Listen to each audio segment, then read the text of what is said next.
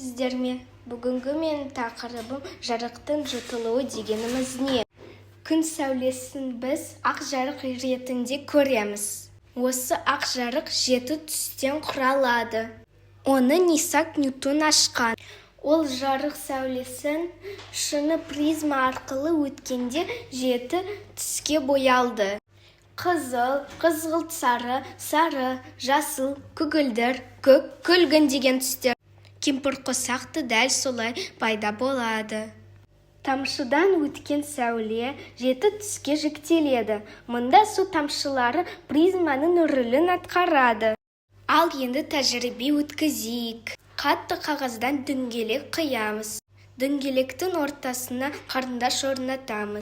Бір қолмен қарындашты ұстап, екінші қолмен дөңгелекті қағып, жылдам айналдыр. Сонда дөңгелекте түрлі түстердің пайда болғанын байқайсың. Дөңгелек қатты айналғанда бәрі ақ ұқсап көрінеді.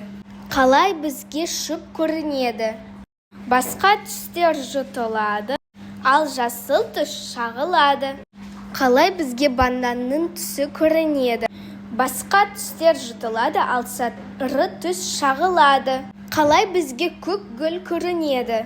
Басқа түстер жұтылады, ал көк түс шағылады.